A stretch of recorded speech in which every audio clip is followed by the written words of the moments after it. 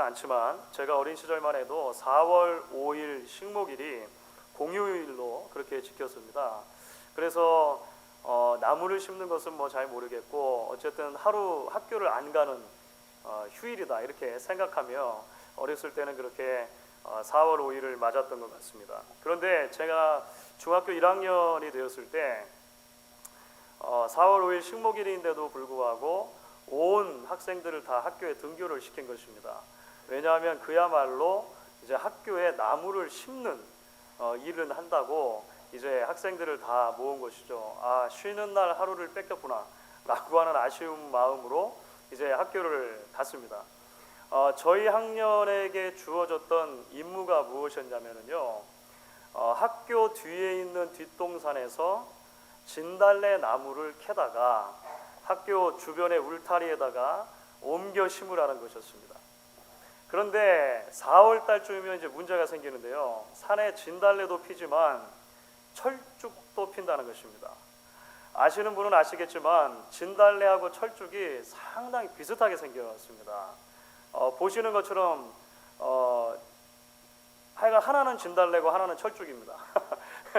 근데 상당히 비슷하게 생겼죠. 우리 어르신들은 뭐 금방 보시면은 구분할 수 있는 분들이 많으시겠지만, 그래가지고 이제 정답은 나중에 끝나고 선생님들께서 학생들을 모아놓고 이제 설명해 주시는 거죠.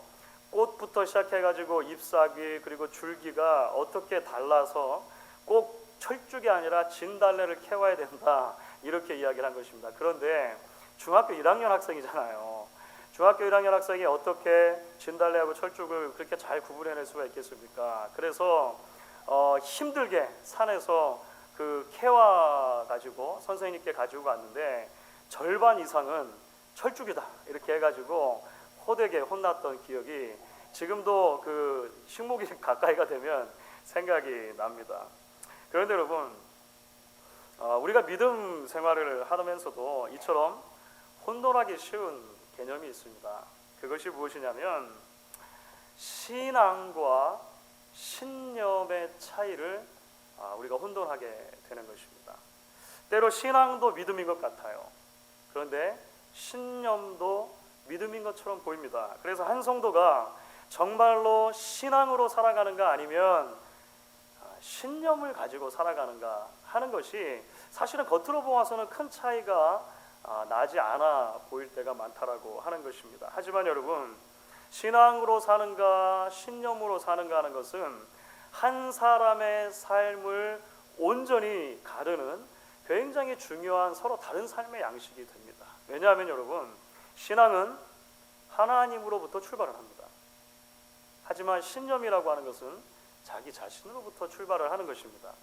신앙은 결국 영원한 생명으로 우리를 이끌지만 신념이라고 하는 것은 그러한 생명에 이르게 할 수 없다는 것을 우리가 성경을 통해 발견하게 되는 것이죠. 이제 창세기의 이야기가 이제 야곱 이야기로 접어들었습니다. 야곱의 이야기는요, 읽는 이의 입장에서 참 재미가 있습니다. 흥미롭습니다. 왜냐하면 그만큼 굴곡이 많고 파란만장한 생애가 바로 야곱의 생애이기 때문이죠. 이제 한참을 지나가서 창세기 47장쯤을 가시게 되면은요, 이제 그 애굽의 총리 대신이 된 야곱의 아들 있지 않습니까? 요셉. 그 요셉의 초청을 받아서 온 가족이 이집트에 내려가게 되고, 이제 그 노년의 야곱이 이집트의 왕이었던 파라오 앞에 아련하는 장면이 나옵니다. 그때 파라오가 그 야곱에게 연세가 얼마나 되십니까? 이렇게 물어요. 그때 야곱이 이렇게 대답을 하죠. 창세기 47장 9절입니다. 야곱이 바로에게 이르되 내 나그네 길의 세월이 130년이니이다. 내 나이가 얼마 못 되니 우리 조상의 나그네 길의 연조에 미치지 못하나 험악한 세월을 보내었나이다. 이것이 야곱의 고백입니다. 그러니까 조상들에 비해서 짧은 생을 살긴 했지만 너무나도 험악한 세월을 한평생을 살았습니다. 이렇게 지금 야곱이 말하는 것인데요, 이것은요 그냥 과장의 말이나 혹은 겸양의 말이 아닙니다. 실제로 야곱의 삶은 그처럼 질곡이 많고 그야말로 인생을 돌아보면 너무 험악한 삶을 살았다, 힘들게 여기까지 왔구나 라고 말할 수밖에 없을 정도로 그런 굴곡진 삶을 살았다라고 하는 것입니다. 그런데 여러분, 그 이유가 있습니다. 야곱이 어떻게 해서 그렇게 험악한 삶을 살 수밖에 없었냐라고 하는 것이죠. 그 이유는요, 야곱 이야기 속에 쭉 드러나 있는데요, 그가 처음에 하나님의 은혜로, 하나님의 사랑으로 출발하기는 했는데 그의 삶을 움직여가는 원동력을 가만히 살펴보니까 신앙이 아니라 신념만 가지고 살았던 사람이다라고 하는 것을 우리가 이야기를 통해 발견하는 것입니다. 하나님 중심이 아니고요, 사실은 자기 중심으로 살았던 모습이 바로 야곱의 인생이었다는 것을 보게 되는 것입니다. 자신의 신념과 열심으로 최선을 다하면 남보다 빨리 가고 남보다 먼저 성공하고 남보다 더 행복할 줄 알았겠죠. 그런데 나중에 인생을 다 열어놓고 보니까 그렇지 않았다는 것입니다. 오히려 험악한 세월을 보냈다라고 고백할 수밖에 없을 만큼 그런 인생을 살게 된 것입니다. 이제 오늘 우리가 함께 읽은 본문의 말씀이 있지 않습니까? 야곱이 그러한 삶을 살았다라고 하는 것을 아주 단적으로 보여주는 하나의 예가 됩니다. 바로 형 에서의 장자권을 뺏는 이제 그런 장면이 되는 것이죠. 지난주 살펴본 것처럼 에서와 야곱은요, 태어날 때부터 외모가 퍽 달랐습니다. 하나는 털복숭이였고 하나는 매끈매끈한 아이였다. 이렇게 어렸을 때부터 그 탄생의 기록이 나와 있지 않습니까? 그런데 이 아이들이 자라면서 외모만큼이나 이제 기질적인 차이도 보이게 됩니다. 털이 많았던 에서는요, 그야말로 들 사람이 되었다라고 성경이 말합니다. 타고난 사냥꾼이었던 거예요. 사냥을 너무 좋아해가지고 늘 들로 산으로 이렇게 다니는 그런 사람이었다라고 하는 것이죠. 반면에 오늘 27절을 보시면 야곱은 조용한 사람이었으므로 장막에 거주했다 이렇게 나옵니다. 물론 이 말씀은 조금 그 오해의 그 소지가 있는 그런 표현입니다. 되게 그 야곱이 조용했고 그래서 장막에 거했다라고 하는 말 속에서 야곱이 상당히 여성스러웠을 것이라고 그렇게 그냥 이미지를 떠올리게 되는 경우가 있고 또 그렇게 가르치는 경우도 있습니다만, 사실은 그 이 표현문 자체만 놓고 보면 뭐 야곱이 여성스럽다 남성스럽다 말하기는 좀 힘든 그런 부분이 있습니다. 그러니까 장막에 거했다라고 하는 말은 그가 목동이었다라고 하는 말을 둘러서 말한 것입니다. 목동, 목자. 그러니까 에서는 사냥이 체질이었다면, 그렇죠, 그 일을 잘하는 사람이었다면 야곱은 목동의 일에 잘 맞는 사람이었다라고 하는 것입니다. 수학을 좋아하는 한 아이가 있고 국어를 좋아하는 한 아이가 있다고 해가지고 한 아이는 남성적이고 하나는 여성적이다 이렇게 말할 수 없잖아요. 그렇죠? 그러니까 사냥을 좋아했다는 것과 목동의 일에 잘 맞았다는 하는 것 자체만 가지고는 우리가 뭐 남성적이다 여성적이다 그렇게 말할 수는 없다는 거예요. 이스라엘 역사 속에서 가장 훌륭한 싸움꾼 전사 중에 한 명이었던 다윗도 본래 목동이었습니다. 그렇죠? 중요한 것은 오늘 이야기를 통해 우리가 야곱의 인생을 특징 짓는 아주 중요한 삶의 태도를 발견하게 된다는 것입니다. 그 삶의 태도가 무엇인가 하면은요, 남조종하기입니다. 남조종하기. 이게 영어로는 manipulation이라고 그래요. 이게 무슨 말이냐면은요, 자신의 유익을 위해서 다른 사람이나 환경을 내 마음대로 조작하려고 하는 태도를 말합니다. 그러니까 남조종하기, 아마 이렇게 번역하는 게 제일 맞을 것 같아요. 남조종하기. 야곱은 형의 장자권을 빼앗기 위해서요, 사람과 상황을 조작합니다. 사용합니다. 야곱은요, 에서가 들로 사냥을 나갔다 돌아오는 날이면 그 성격상 완전히 기진맥진해가지고 돌아온다는 것을 여러 차례 관찰했을 것입니다. 그 성격상 못 잡으면 못 돌아오는 뭐 그런 거 있잖아요. 하여간 돌아오면 온몸이 다 피곤해가지고 완전히 기진맥진한 상태로 돌아온 것이죠. 그리고 그 에서가 어떤 종류의 음식을 좋아하는가 미리 파악을 해 두었습니다. 그리고 이제 그렇게 몸이 많이 피곤하고 배가 굶주렸을 때는 죽 한 그릇에라도 그가 가지고 있는 아주가 소중한 것 그냥 팔아넘길 수 있을 정도의 위인이라고 하는 것도 이제 야곱은 파악하고 있었던 것이죠. 그래서 평소에 장막에 머물면서 양치고 이렇게 목동을 해야 되는데 그날 마음 먹고 야곱이 들러나간 것입니다. 야곱이 들러나간 것은 굉장히 드문 일인 거예요. 그렇죠. 들러나가서 뭘 하고 있습니까? 형이 좋아할 만한 숲을 만들고 있는 거죠. 시뻘건 숲. 우리말에는 그냥 팥죽으로 번역이 됐는데요. 그 콩으로 된 숲을 쓰고 있는 것입니다. 이제 사냥을 났던 에서가 반드시 지나갈 것만 같은 그 길에 진을 치고 기다리고 있었는데 마침 이제 거기에 덫에 걸렸던 거죠. 그래서 에서가 와가지고 너무 내가 힘이 드니까 지금 거의 죽게 되었으니까 그 붉은 것으로 나를 먹게 하라. 그 숲을 내게 좀 주어서 먹게 하라 이야기하는 것입니다. 그런데 그때 바로 이제 야곱이 이야기하는 거죠. 형의 장자의 명분을 내게 팔라. 우리가 이전부터 창세기를 살펴보면서 당시에 아주 일반적인 관습 중에 하나가 환대의 관습이 있다라고 하는 것을 말씀드렸습니다. 생판 얼굴을 모르는 나그네라 하더라도 지나가는 사람이면 그 사람에게 쉴 것과 음식을 제공하는 것이 당시 관리였다라고 하는 거예요. 그러니까 이런 모든 것들의 정황을 비추어 볼 때 야곱의 의도가 더욱더 분명하게 나타나는 그런 대목이라고 하는 것이죠. 그런데 여러분, 바로 이렇게 야곱이 가진 남 조종하기의 태도는 그가 신앙이 아닌 신념으로 자기 인생을 살아갔다라고 하는 것을 아주 단적으로 보여주는 예가 되는 것입니다. 여러분, 왜 그렇습니까? 우리는 지난 시간부터 살펴본 말씀 속에 이미 야곱과 에서의 탄생과 관계된 이야기를 들어 알고 있습니다. 에서와 야곱이 탄생할 때 그 탄생에는 하나님의 의도가 담겨져 있었다고 하는 것을 우리가 이미 말씀을 통해 살펴보았어요. 그 하나님의 의도가 무엇이었습니까? 아직 이 아이들이 태어나지도 않았을 때에 쌍둥이 형제가 엄마 뱃속에 있는데 하나님께서는 예언의 말씀을 주시는 것이죠. 어린 자가 큰 자보다 더 커지게 된다는 것입니다. 그러니까 동생이 형보다 더 커지게 된다는 거예요. 결국 그래서 형이 동생을 섬기게 될 것이다 라고 이야기를 해주시는 거예요. 무슨 말입니까? 장자의 권리가 큰아들 에서가 아니라 야곱에게 주어질 것이라고 하는 것을 하나님은 미리 내다보고 계신 것이죠. 그것이 하나님의 계획이었다라고 하는 것입니다. 그런데 야곱의 문제가 무엇입니까? 하나님의 시간표를 기다리지 못한 것이죠. 하나님의 때를 기다리지 못한 것입니다. 하나님께서 분명히 계획을 가지고 계셨고 그것이 하나님께서 야곱을 사랑하시는 방편이었다라고 하는 거예요.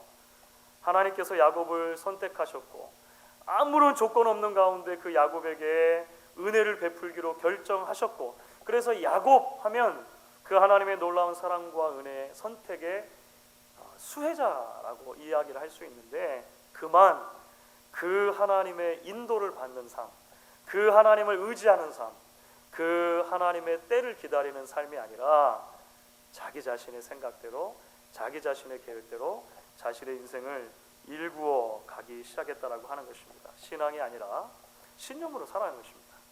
사랑하는 여러분, 이렇듯 한 사람이 신앙으로 사는 것하고 신념으로 사는 것은요 전혀 다른 문제라고 하는 것을 우리가 좀 기억하실 필요가 있습니다. 여러분, 신앙으로 산다는 것은 믿음으로, 참 믿음으로 산다는 것은 무엇을 의미합니까? 자격 없는 내게 부어주신 하나님의 은혜에 감사하면서 한 걸음 한 걸음 내 인생을 향한 하나님의 의도에 귀를 기울이며 그 인도를 따라 살아가는 삶일 것입니다. 모든 생각과 말과 행동의 동기가 하나님을 향한 사랑과 이웃을 향한 사랑으로 요약될 수 있을 것이에요. 삶 가운데 때로 내 뜻대로 인생이 풀려지지 않는 때가 있다 하더라도 혹시 나의 삶 가운데 하나님의 의도와 어긋난 부분은 없는가 돌아보게 될 것이고요. 하나님의 말씀과 하나님께서 주신 것들에 나를 비추어 볼, 하나님의 인도에 나를 비추어 볼 때 이제 다시 한번 자신의 방향을 교정해서 하나님의 마음에 합한 사람으로 살아가기로 결단하고 살아갈 것입니다. 하지만 신념으로 사는 사람은 어떻습니까? 하나님의 은혜를 받은 것 같긴 한데 여전히 내 삶을 움직여가는 방식은 내 마음과 내 뜻대로라고 하는 것을 보게 되는 거예요. 안 되면 되게 하는 것이 능력이라고 생각하는 것입니다. 목적을 위해서라면 수단과 방법을 가리지 않아도 된다라고, 그리고 그것이 오히려 미덕이 된다라고 생각하는 것이죠. 인생의 막다른 골목이 닥치면 하나님의 뜻을 구하기보다 내가 가지고 있는 모든 리소스를, 내가 가지고 있는 모든 그 자료들을 동원해서 어떻게든지 그 상황을 타개해 보려고 하는 것입니다. 그리고는 너무나도 쉽게 그 모든 것이 다 신앙이다라고 이제 껍데기를 씌우게 되는 것이죠. 여러분, 몇 해 전에 그 유명한 남가주의 수정교회 크리스탈 커테드럴이라고 있잖아요. 수정교회가 파산을 했습니다. 사진을 보면 여러분 금방 아시겠죠? 그 수정교회 있지 않습니까? 그리고 결국 그 카톨릭 교회 그 오렌지 카운티 측에 그 매각이 됩니다. 그래서 지금 현재는 그 수정교회가 카톨릭 교회 성당으로 이렇게 그냥 바뀌어졌습니다. 혹시 아시는 분이 계실지 모르겠는데요. 이 수정교회가 저희 교회가 속한 교단, 같은 교단 소속입니다. ICA 교단 소속이에요. 재미있는 일이죠. 그런데 여러분, 이 수정교회는 소위 번영의 복음의 본산지라고 일컬 만한 그런 곳입니다. 그 창립자인 로버트 슐러 목사님이 계시는데요. 그 로버트 슐러 목사님의 전형적인 메시지가 무엇이었냐면 이것입니다. 당신이 꿈꾸는 바대로 이루어지리라. If you can dream, you can do it. 그러니까 당신이 꿈을 꿀 수 있다면 그것은 할 수 있는 것입니다. 그러니까 꿈을 꾸십시오. 마음에 긍정적인 생각을 가지십시오. 계속 이런 메시지를 이야기한 것이죠. 그래서 이 긍정의 힘에 대한 메시지가 수많은 사람들을 교회를 이끌었고요. 소위 오늘날 우리가 이제 메가처치, 그렇죠, 엄청나게 많은 사람이 모이는 메가처치라고 부를 만한 교회들의 시조격이 되었다라고 해도 과언이 아닐 것입니다. 그런데 이 로버트 슐러 목사님께서 은퇴를 하시면서 자기 아들 그리고 딸들, 심지어 사위들에게까지 이제 이 교회 운영권을 나눠주게 되는데 그 과정에서 이제 분쟁이 끊이지 않게 된 것입니다. 사람이 욕심이 있잖아요. 어마어마한 재산이기 때문에. 그래서 그 분쟁이 끊이지 않는 가운데 이제 나중에는 결국 그 슐러 가족과 직원들의 온갖 그 화려한 사치 생활, 그리고 성경적이지 않은 교회 운영 방식, 이런 것들이 이제 드러나기 시작했고, 결국은 성도들이 많이 떠나면서 그 어마어마한 건물을 유지할 수가 없었던 거죠. 그래서 이게 적자가 계속 나니까 파산 신청을 한 것입니다. 뱅크럽 신청을 하고 결국 그 건물이 넘어가게 된 것이죠. 많은 이들이 우려했던 것처럼 결국 이 공동체가 신앙이 아니라 신념으로 사는 사람들에 의해서 운영되었었다라고 하는 것을 보게 되는 것입니다. 고든 맥도날드라고 하는 목사님의 말을 빌리자면 영적 거인들에 의해서 교회가 이끌어지는 줄 알았는데 사실은 열어놓고 보니까 영적으로 난장이들이었다라고 하는 것입니다. 신앙으로 사는 것이 아니라 그저 신념으로, 자기 자신의 생각으로, 의지로 그렇게 살았었다라고 하는 거예요. 그런데 여러분, 비록 이 수정교회가 몰락하긴 했지만 그럼에도 불구하고 아직도 이러한 긍정의 메시지, 번영의 복음들이 교회 안에 아주 깊숙이 들어와 있습니다. 그래서 우리는 더욱더 참된 신앙이 무엇인가라고 하는 것과 이제 자기의 신념이 무엇인가 하는 것이 구분하기 힘들게 되었다라고 하는 거예요. 번영의 신앙에서는 그 신념이, 긍정적인 생각 자체가 곧 신앙이라고 말을 하는 거거든요. 곧 믿음이라고 말을 하는 거거든요. 그러니까 자꾸 이제 혼란스러워진다라고 하는 것입니다. 여전히 안 되면 되게 하는 것이 믿음이라고 말합니다. 하나님의 축복은 야곱처럼 쟁취해내는 것이 맞다라고 자꾸 가르치는 거예요. 거짓말을 해서라도 전도를 할 수 있으면 좋다라고 이야기를 하죠. 교회를 성장시키기 위해서 세상 기업이 이야기하는 마케팅의 전략을 좀 이용하고 사람들을 혹하게 할 만한 뭔가 트레이드 마크가 교회마다 저마다 있어서 그렇게 사람들을 모을 수 있어야 된다라고 계속 가르치는 것입니다. 여러분, 이탈리아 서부의 피사라고 하는 곳에 피사의 사탑이라고 불리는 탑이 있죠. 세계 7대 불가사의 중에 하나입니다. 뭐 많이 보셨잖아요. 기울어져 있는데 꼭 넘어질 것 같은데 아직은 안 넘어지고 있어요. 여러분, 이 피사의 사탑이 1173년도에 건축이 시작됩니다. 그래서 200년에 걸쳐서 거의 3차의 이 기간을 거쳐 가지고 이제 1372년에 완성이 되거든요. 그런데 착공 당시에 처음 시작할 때부터 이렇게 지은 건 아닐 거 아닙니까? 처음에는 똑바른 탑을 세운 거예요. 그런데 시간이 흐르면서 이게 탑이 한쪽으로 기울기 시작한 것입니다. 그 이유가 뭘까요?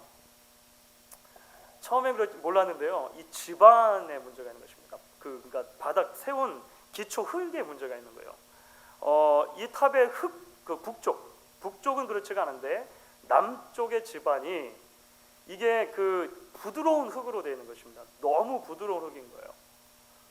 그래서 시간이 지나면서 이 무게를 이기지 못하고 이제 기울어지기 시작한 것입니다. 그냥 아주 쉽게 우리가 비유를 해서 풀자면 한쪽은 반석 위에 세워졌는데 다른 한쪽은 모래 위에 세워진 것과 같은 거예요. 그러니까 이게 버티지를 못하는 것입니다. 이탈리아 정부가 이 역사적인 이 유물이니까 이거를 보호하려고 얼마나 노력했는지 몰라요. 그래서 굉장히 다각도의 노력을 기울이는데 특별히 1996부터 2001년까지 10년에 걸쳐 가지고는요 정말 어마어마한 돈을 쏟아 부어 가지고 이제 막 여러 가지 조치를 취해놨습니다. 막 땅에다가 막 약물까지 주입했어요. 그러니까 굉장히 여러 가지 일을 진행했는데 그래서 겨우 지금 더 기울어진 것을 막았는데 여전히 건축 전문가들 중에 많은 사람들은 이렇게 얘기를 해요. 얼마 지나지 않아서 분명히 무너질 것이다. 넘어질 것이다. 그렇습니다, 여러분. 여러분, 한 성도가 신앙으로 사는가 신념으로 사는가 하는 것은 마치 그 삶이 반석 위에 세워져 있는가 모래 위에 세워져 있는가의 차이만큼이나 큰 것입니다. 겉으로는 잘 몰라요. 처음에 출발할 때는 잘 모릅니다. 그런데 시간이 흘러가다 보면 그리고 결국 하나님 앞에 서게 됐을 때 그 엄청난 차이가 있다는 것을 우리가 발견할 수 있다는 것입니다. 이제 그렇기 때문에 오늘 전체 주제에 관련해 가지고요. 오늘 말씀에 기록된 그 사건이 그러니까 야곱이 형의 장자의 권리를 억지로 이제 빼앗는 이 사건이 에서와 야곱의 출생 이야기 바로 다음에 이어진다라고 하는 것이 좀 의미심장하다라고 생각할 수 있을 것입니다. 여러분 쌍둥이의 탄생 이야기를 보면은요, 그 이름을 어떻게 지었는가, 그 이름이 어떻게 해서 지어지게 됐는가 그런 이야기가 등장하잖아요. 에서의 이름을 에서라고 지은 것은 아마도 그 외형적인 모양 때문이었던 것 같아요. 그렇죠, 붉은 모습. 그런데 야곱을 야곱이라고 이름 지은 것은 그가 태어날 때 보여줬던 어떤 행동 때문에 그렇게 지었다라고 일반적으로 생각을 합니다. 바로 태어날 때 형 에서의 발꿈치를 붙잡고 나왔다는 거잖아요. 그래서 일반적으로는 이 야곱이라고 하는 이름, 그 히브리어 동사 중에 아카브라고 하는 동사가 있습니다. 아카브라고 하는 동사는 그 발꿈치라고 하는 명사에서 나온 동사인데요. 기본적인 뜻은 이것입니다. 누군가의 발 뒤꿈치를 따라가다 또는 누군가의 발 뒤꿈치를 잡다 이런 뜻이에요. 그거 자체로는 나쁜 의미는 아니죠. 그렇죠. 그러니까 누군가의 발 뒤꿈치를 따라가다 또는 누군가의 발 뒤꿈치를 잡다는 것은 그 자체로 나쁜 뜻은 아닙니다. 그런데 여기서 이제 의미가 좀 파생되게 되는 거예요. 여기서 이제 비유적인 의미가 나와서 속임수를 써서 남을 공격하다 라고 하는 의미로 나중에는 사용되기도 하고요. 계략을 써서 함정에 빠뜨리다, 좀 더 나아가면 그냥 남을 속이다 라고 하는 일반적인 표현으로 사용되는 것입니다. 그런데 우리는 생각을 해볼 수 있는 것입니다. 도대체 어느 부모가 아이가 태어났을 때 이 아이가 앞으로 정말 큰 역사의 길이 남을 도둑이 됐으면 좋겠다, 그래가지고 주대도 이렇게 이름을 짓는 부모가 어디 있겠냐는 것입니다. 야곱이 태어났을 때 이 아이는 앞으로 정말 탁월한 사기꾼이 되겠구나, 너는 앞으로 훌륭한 남을 등쳐먹는 사람이 되기를 원한다라고 하는 이름으로, 그런 의미로 야곱이라는 이름을 지어줬겠냐고 하는 거예요. 그렇지는 않겠죠. 우리가 그런 모습은 상상할 수 없는 것입니다. 특별히 23절에 나오는 야곱과 에서를 향한 신탁을 리브가가 듣지 않았습니까? 그 이야기를 생각한다면 야곱이라고 하는 이름 자체도 하나님의 축복을 구하는 이름으로 주었을 것입니다. 그렇죠? 심지어 많은 구약학자들은 이 야곱이라고 하는 이름 자체가 그냥 아카브라고 하는 동사하고 그 이 소리가 비슷할 뿐이지 실제로는 당시에 많은 사람들이 일반적으로 사용했던 이름이 있는데 야콥 엘이라고 하는 이름이 있습니다. 그 이름의 준말일 것이다. 그러니까 축약된 표현일 것이다. 이렇게 생각해요. 야콥 엘은 엘, 그러니까 하나님이 보호하실 것이다 라고 하는 겁니다. 하나님이 보호하실 것이다. 그렇게 생각하는 사람들도 꽤 많아요. 어쨌든지 간에 우리가 이 관찰을 통해서 발견할 수 있는 것은 무엇입니까? 야곱의 인생은요, 얼마든지 하나님의 보호와 하나님의 인도를 의지하는 삶, 그러니까 하나님의 발꿈치를 계속 쫓아가는 삶, 그렇게 사는 삶으로 펼쳐질 수 있었다는 거예요. 하나님께서 기대하신 삶은 바로 그런 삶이었다라고 하는 것을 보게 됩니다. 그러나 반대로 야곱의 삶은 자기 의지대로 살기 위해 발버둥 치면서 속임수를 쓰는 삶, 계략으로 남을 함정에 빠뜨리는 남 조작하기의 삶으로 갈 수 있는 가능성도 얼마든지 있었다고 하는 것입니다. 야곱이 얼마만큼 하나님 앞에 민감하는가, 그리고 얼마만큼 그 하나님 앞에서 결단하며 살아가느냐에 따라서 서로 다른 삶이 펼쳐질 수 있었다라고 하는 것이죠. 그런데 여러분, 야곱이 어떤 삶을 따라갑니까? 그렇죠. 야곱이 하나님의 발 뒤꿈치를 따라가는 삶이 아니라 남의 발 뒤꿈치를 걸어 넘어뜨리는 삶으로 결정한 거예요. 그렇죠. 선택한 것입니다. 하나님의 축복의 사랑을 받고도 그 하나님의 사랑을 의지하며 신앙으로 믿음으로 사는 것이 아니라 자기의 신념만을 의지해서 살기로 결정한 것입니다. 속임수로 형 에서의 장자권을 뺏는 이야기도 그렇지만요, 나중에 이제 27장에 가면은요, 눈이 어두워진 아버지 이삭을 속여서 형에게 줄 축복도 가로챕니다. 여러분, 그 27장을 보면은요, 얼마나 천연덕스럽게 거짓말을 잘하는지요, 소름이 끼칠 정도입니다. 심지어 하나님의 이름을 들먹이면서 아니 어떻게 이렇게 빨리 짐승을 잡았어? 이렇게 얘기할 때 여호와께서 순적하게 만나게 해주셔가지고 제가 잡았어요. 네, 너무 천연덕스러운 거예요. 나중에 이제 바단 아람이라는 곳에 라반 외삼촌의 집에 가서 살잖아요. 만만치 않은 신념의 사람, 또 다른 신념의 사람이죠. 사기의 대가 아닙니다. 그 사람을 만나가지고요, 엎치락 뒤치락 하면서 그 인생이 얼마나 많은 일들을 경험하는지 알 수가 없어요. 그 이야기가 여러 장에 걸쳐서 기록이 되고 있는 것을 보게 됩니다. 할아버지 아브라함, 아버지 이삭을 특징지었던 단어가 있다면 믿음. 그렇죠. 아브라함 하나님을 도저히 믿을 수 없는 상황 가운데서도 믿었고 하나님이 그를 의로 여겨주셨다라고 성경이 이야기해요. 그런데 야곱의 삶 속에서는 그런 모습을 찾기가 참 힘들다라고 하는 것입니다. 그리고 그처럼 하나님의 뜻과 계획과 시간표를 앞서서 자신의 의지와 신념으로 인생을 달려가려고 했던 야곱은 결국 인생의 여러 막다른 골목들을 만나게 되는 것이죠. 그야말로 험악한 세월이라고 밖에 이야기할 수 없는 그런 삶을 살게 된 것입니다. 물론 하나님께서는요, 한 번 택하시고 은혜를 주신 뒤에 야곱을 떠나지 않으셨습니다.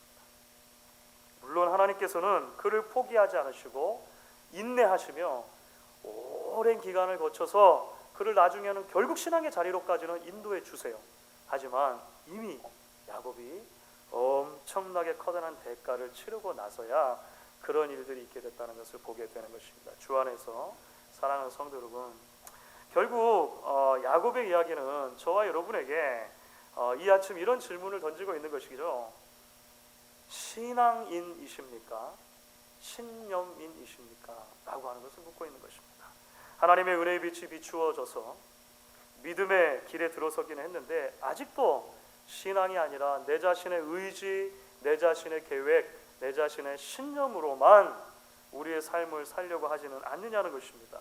교회는 나와 있지만 하나님의 발 뒤꿈치를 쫓아서 그 인도하심의 귀를 기울이기보다 세상의 소리에 여전히 우리가 더 많이 귀를 기울이고 있지 않냐는 것이죠. 여전히 나의 야망을 위해 하나님도 사용하기 원하고 사람도 상황도 사용하기 원하는 그런 모습이 우리에게 없냐라고 하는 것입니다. 여러분, 톨스토이는 사람은 무엇으로 사는가라고 하는 단편 소설에서 사람은 결국 사랑으로 사는 것이다, 이런 답을 내려요. 참 재미있는 작은 소설입니다. 그렇다면 여러분, 만약에 신자는 무엇으로 사는가라고 하는 질문을 우리가 오늘 이 자리에서 던진다면 성경이 무엇이라고 답한다 여러분 생각하십니까? 신자는 무엇으로 사는가? 신자는 신앙으로 사는 사람이다. 우리는 이렇게 이야기할 수 있을 것입니다.